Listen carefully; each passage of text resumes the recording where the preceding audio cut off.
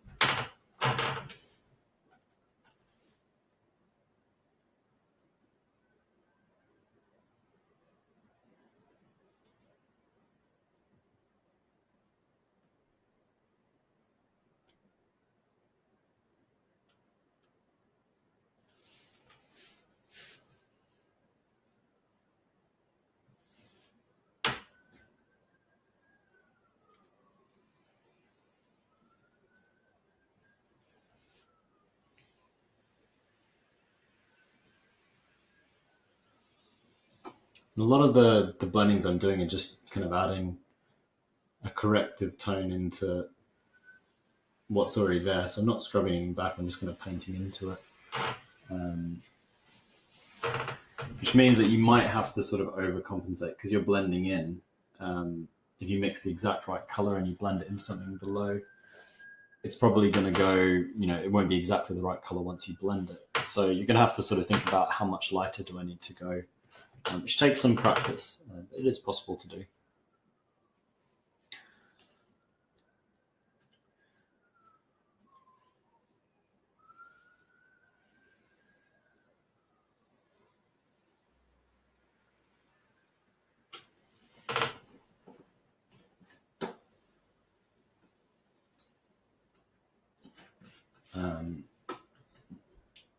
Just going to tilt my camera down a little bit because I'm going to be working on the bottom of the skull now.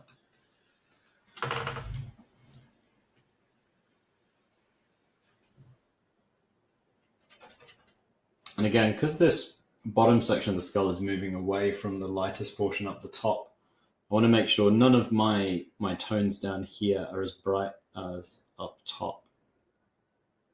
So even though when I look at the reference locally, they seem pretty bright, I want to adhere to that sense that this bit is the lightest portion of the skull. So nothing goes sort of as pure white down here as it does up top. That's my sort of rule as I work through this section. And as you work through your pieces, do the same thing. So keep your lightest section lighter than anywhere else in the white form, whether it's the skull or the girl's face.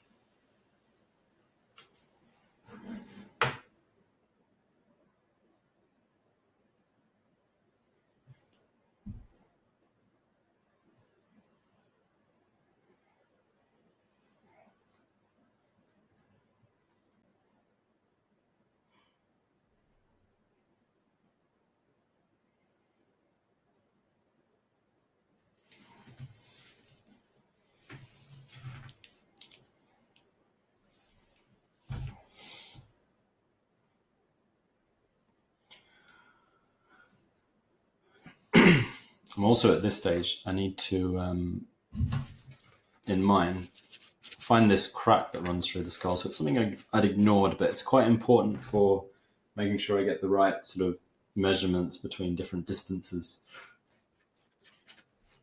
So I'm going to kind of plop that in now. It's just going to be pretty much burnt umber painted in. It's probably, to be fair, something I should have actually done a bit earlier in this session, because now I'm going to be painting it into white paint, but that's okay. It's something I can correct later as well.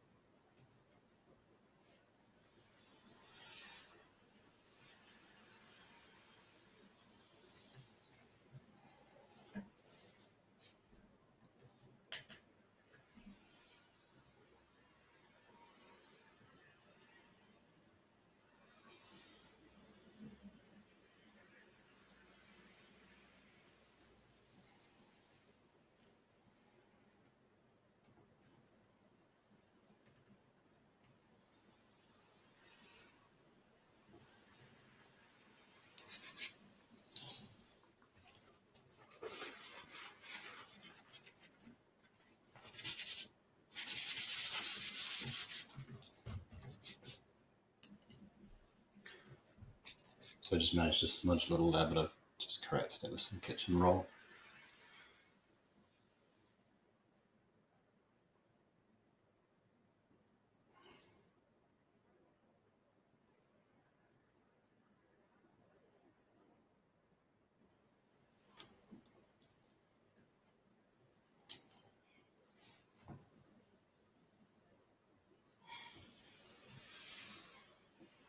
So I can use this center line now to just make sure I'm a bit more accurate on my distances between these halftones. So sort of these distances here on the left-hand side of that crack to the darker halftones that sit on the right-hand side, because they sort of merge into the shadow more.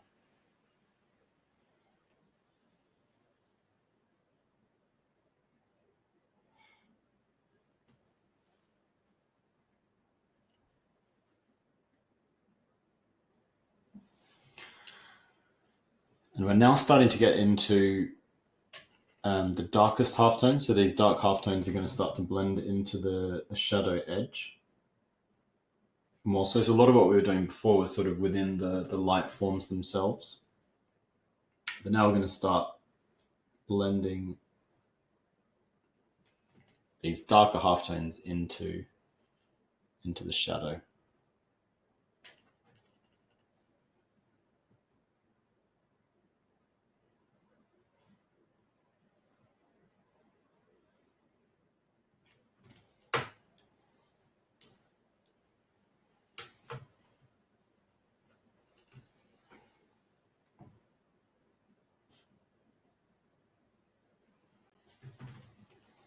And it's largely a case of just softening this edge. See, rather than a sharp edge at the shadow edge, we're going for just a softened edge. And then immediately it starts to make the form feel like it's turning from dark to light.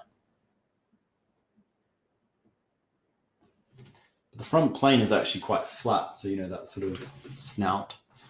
It's not like a really rounded form, so it means that the transition from light to dark is moderately abrupt, but it's just, as I say, slightly softened off.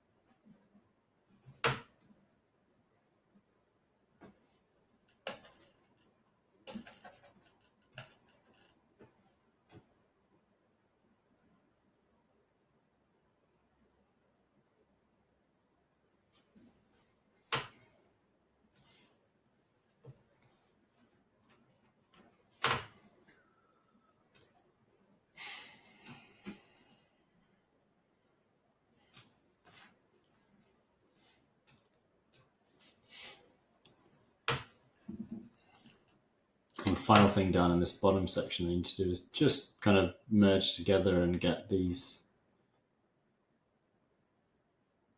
tones in the sort of snout form about the same value as the ones that surround them. But it's already roughly plotted in place, so it's not too hard to do this bit.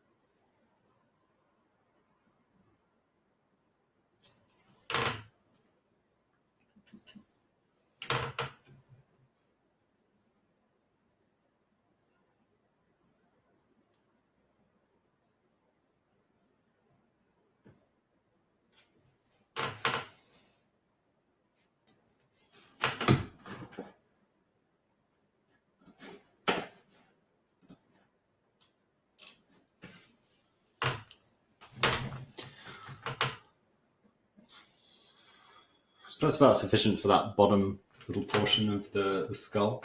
For today's kind of level of detail that we're going for. I'm going to tilt my camera back up a little bit because I'm going to carry on working sort of along the half tones, but on this right hand portion of the skull. Just following the exact same process. So again, the tones are going to be a bit darker than the right hand side. We want to keep a sense that this left hand side is the lightest portion. So as we're moving towards the left, things are getting lighter. As things are getting darker, moving towards the right, things are getting darker. As they move towards the left, they get lighter in these forms. That's not to say there aren't some light portions, like up here I'm just working on sort of this top side of the skull is light and has the sort of like a divot, a ridge here, and then slightly lighter on this right hand side, but then quite quickly goes darker again.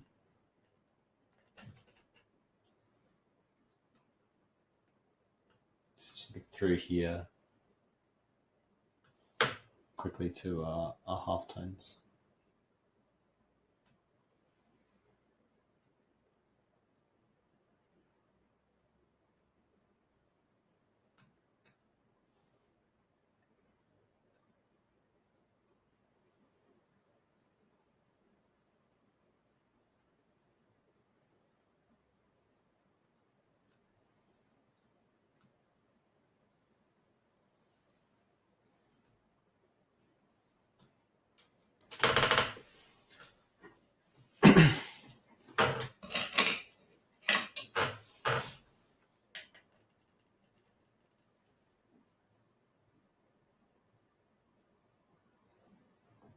I must have been using a lot of burnt umber because I've just about run out, so I'm going to pop some more burnt umber out.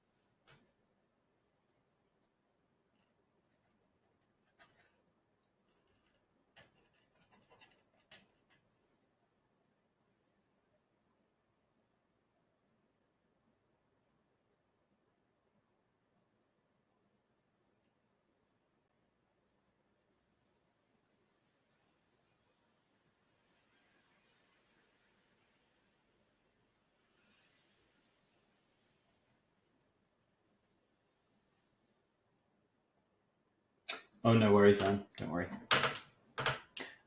You should have access. I think you've got access to the recordings, don't you? So you'll be able to catch up on that first section. Basically, we've just been working on the sort of whatever white form you have. So whether it's a skull, there's two that have the skulls, and then the one with the girl's face. And we're trying to, so we're almost up to the break, trying to just get the skull, or the lighter shape, roughly blocked in, so all the major forms sort of more rendered out is our aim for this section.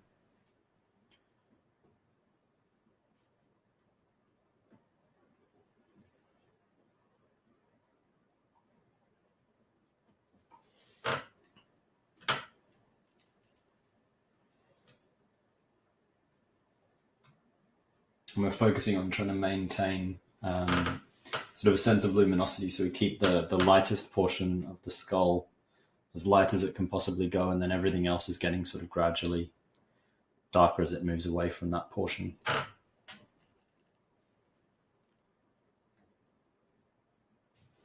That gives us our sort of basic structure.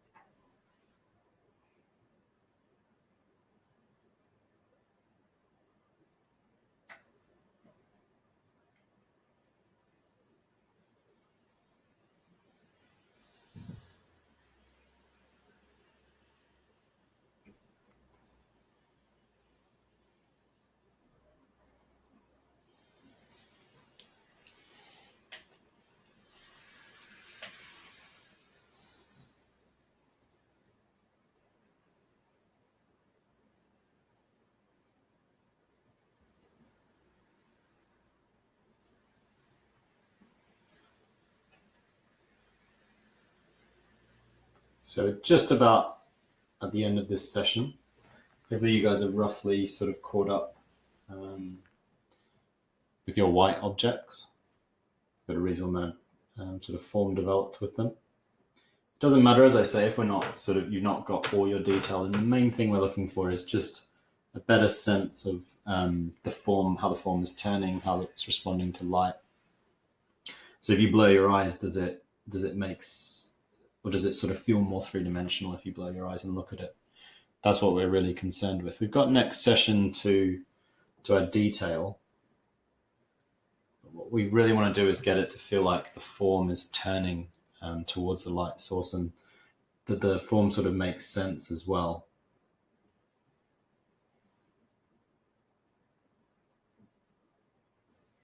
So they all link together. We're looking for sort of how forms wrap around, like things like that eye socket that I was talking about earlier.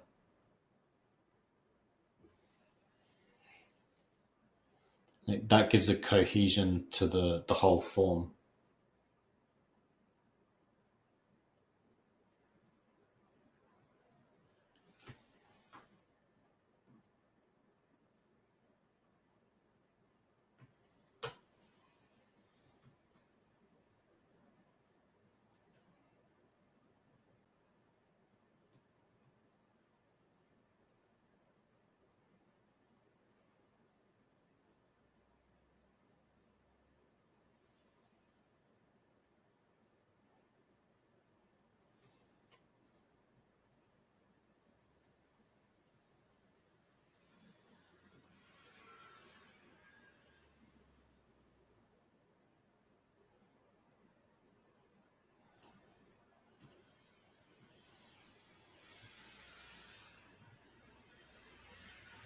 At this stage, don't worry too much about your brushwork, exactly how it looks, or whether it's too smooth, like smooth, or rougher. What matters more is just the sense of the form. As I say, that's absolutely our focus. Making it feel like it's three-dimensional and it's sort of turning from light to dark. That's the most important thing to think about and to sort of work on at this stage. Texture can always be laid over the top of that, but unless you really get your form to work, it just never quite holds together like it should.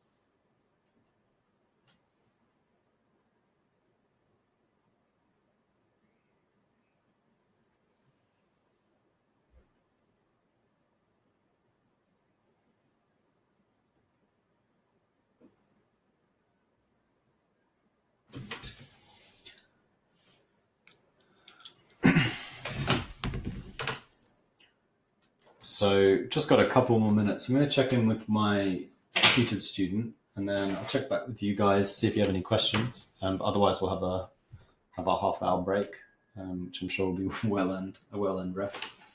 I'm just going to zoom mine out so you can see the whole.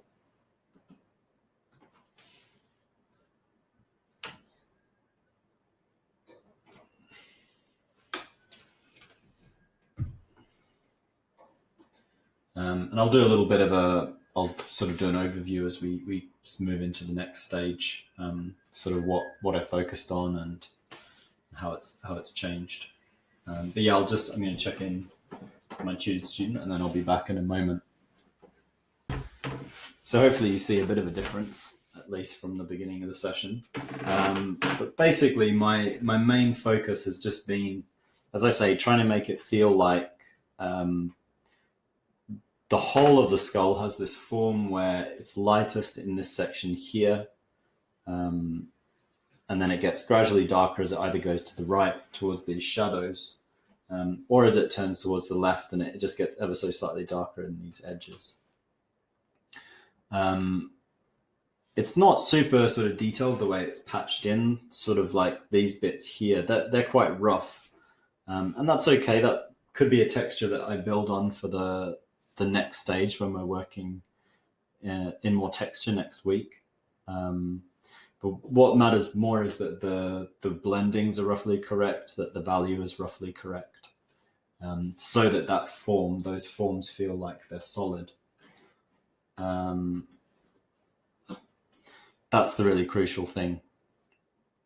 So hopefully that's what you guys have been able to focus on as well. I'll pause the class, or actually I'll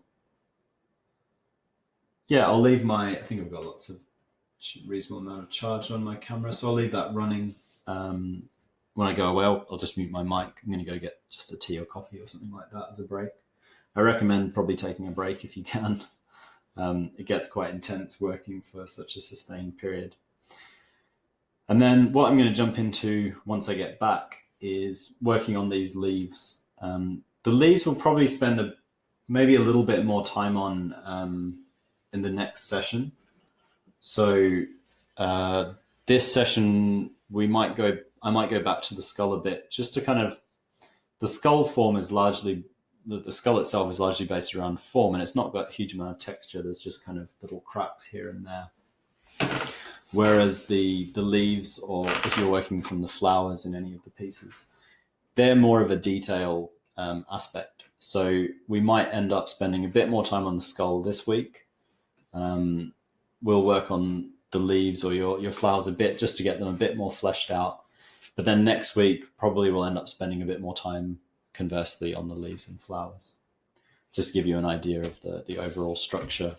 But yeah, you can carry on working if you like, but otherwise take a break and sort of rest your eyes a bit and your brain.